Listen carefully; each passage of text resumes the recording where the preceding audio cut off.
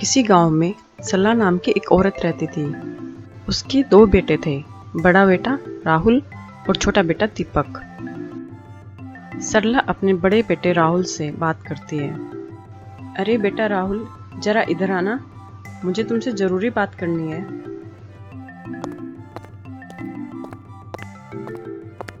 हाँ माँ, बोलो क्या हुआ।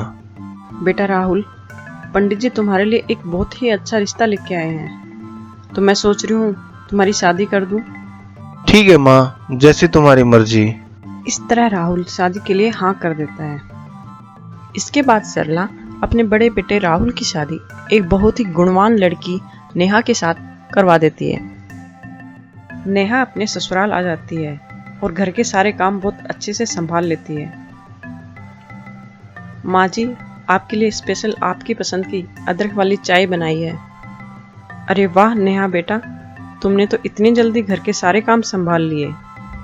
अरे नेहा, मुझे थोड़ा ऑफिस जल्दी जाना है। मेरा ब्रेकफास्ट जल्दी तैयार कर दोगे क्या? हाँ राहुल, ब्रेकफास्ट तो कब का रेडी है, तुम ऑफिस के लिए तैयार हो जाओ, मैं तुम्हारा टिफिन लगा देती हूँ। ठीक है, मैं अभी रेडी होके आता हूँ। ऐसा कहकर राहुल वहां से चला जाता है। तभी वहां पर नेहा का देवर दीपक आ जाता है। भाभी जी, आज ब्रेकफास्ट में क्या बना है? अरे देवर जी, मैंने आपके लिए आलू के पराठे बनाए हैं। अरे आज तो मेरा सैंडविच खाने का मन था। ठीक है, अगर आपका मन सैंडविच खाने का है तो मैं आपके लिए सैंडविच बना देती हूँ। इसी तरह नेहा ससुराल में बहुत अच्छे से रहती है और सबका बहुत ध्यान रखती है। कुछ दिन सब सही चलता है। एक दिन सरला अपनी फ्रेंड विमला से मिलती है। अरे सरला बहन, कैसी हो? बहुत दिनों बाद दिखाई दी। क्या चल रहा है? सब ठीक है ना? हाँ विमला, मैं ठीक हूँ। तुम बताओ कैसी हो? हाँ सरला, मैं भी ठीक हूँ। तुम्हें पता है आजकल सोसाइटी में क्या बातें हो रही हैं? नहीं विमला, बताओ क्या चल रहा है सोसाइटी में? अरे सोसाइटी की औरतें बातें करती हैं कि सरला बहुत ही काली बहू लेके आई है और उसको दहेज में कुछ भी नहीं मिला। अरे विमला बहन, क्या बताऊं, सब किस्मत किस्मत की बात है। हाँ सरला, लगता है तुम्हारी किस्मत बहुत ही खराब है। शर्मा जी के बेटे की बहू बहुत ही सुंदर है और उन्हें दहेज में भी बहुत कुछ मिला है। तुम भी ना जाने कहाँ से काली बहू ले आई। सुंदर लड़कियों की कमी थोड़ी ना है। अरे विमला, तुम भी क्या फालतू की बातें कर रही हो? अरे सरला, मैं तो तुम्हारी दोस्त हूँ, इसीलिए बता रही हूँ। पूरी सोसाइटी में तुम्हारी बहुत ही बेइज्जती हो रखी है। यह सब सुनकर सरला को बहुत बुरा लगता है और वो बिना कुछ बोले वहां से चली जाती है। सरला अपने दोस्त की बातें सुनकर बहुत दुखी हो जाती है और सोचती है, विमला सही कह रही थी, मैं कितनी काली बहू ले आई। एक तो काली है, ऊपर से दहेज में भी कुछ नहीं दिया इसके माँ बाप ने। लेकिन कोई बात नहीं, दहेज तो मैं अभी भी ले सकती हूँ। और ऐसा सोचकर वो अपनी बहू नेहा को बुलाती है।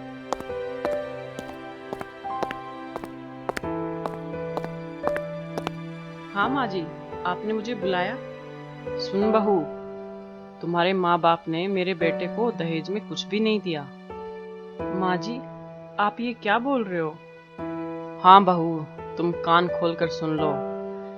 इस बार मेरे बेटे के बर्थडे पर तुम्हारे घर से एक कार आनी चाहिए। माँ जी, आप ये कैसी बातें कर रहे हो? मेरे माँ बाप कहाँ से देंगे, वो तो बहुत गरीब हैं। मुझे ये सब नहीं पता, मेरी भी सोसाइटी में इज्जत है। तभी वहां पर सरला का बेटा राहुल आ जाता है।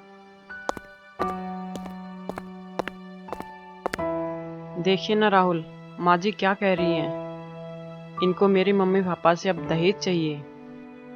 हाँ तो मैंने कुछ गलत थोड़ी ना बोला है, सभी घर वाले अपनी बेटी को दहेज देते हैं।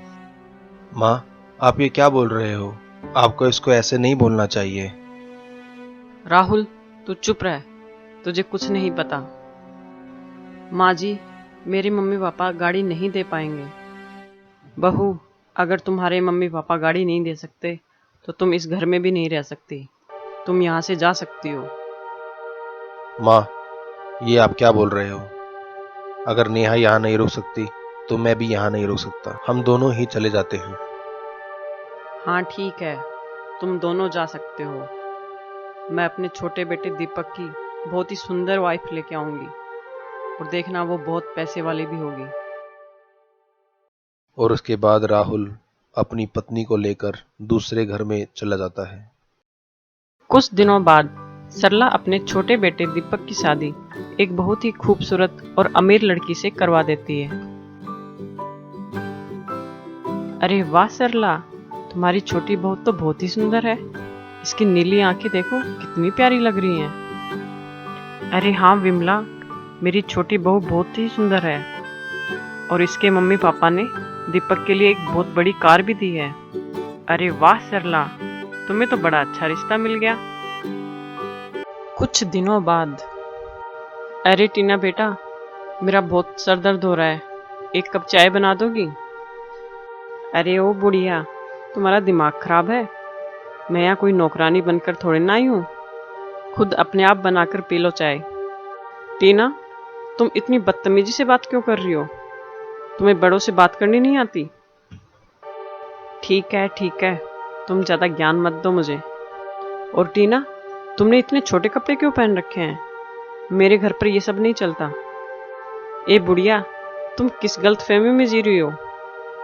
ये घर तुम्हारा नहीं, ये घर मेरा है। और हाँ, मुझे क्या पहनना है और क्या नहीं, ये मैं डिसाइड करूँगी, तुम नहीं। और अगर तुम्हें नहीं है पसंद तो तुम निकलो इस घर से।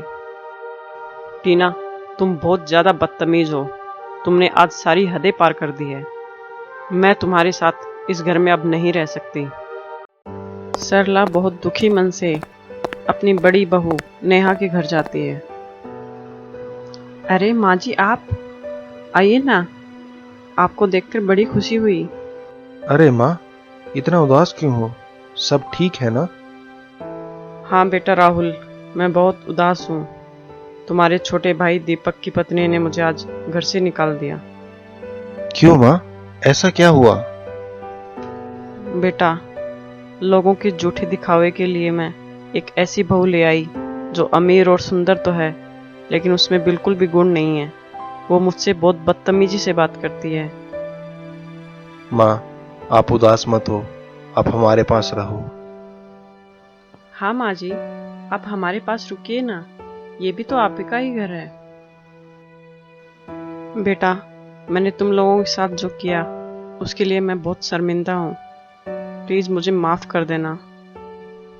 अरे माँ, ऐसा बोल के हमें शर्मिंदा मत कीजिए, सब ठीक हो जाएगा, आप चिंता मत करो। नहीं बेटा राहुल, आज मुझे अपनी गलती का एहसास हो चुका है।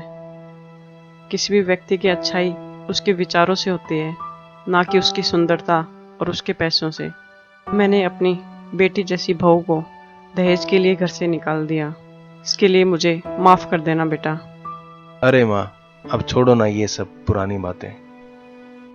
हाँ माँ जी, आप ये सब पुरानी बातें भूल जाइए। आइए बैठिए, मैं आपके लिए चाय बना के लाती हूँ। इस प्रकार सरला को अपनी गलती का एहसास हो जाता है। और हाँ, आप भी ध्यान रखिए कि अच्छे व्यक्ति की पहचान उसके विचारों से होती है, ना कि उसके पैसे से।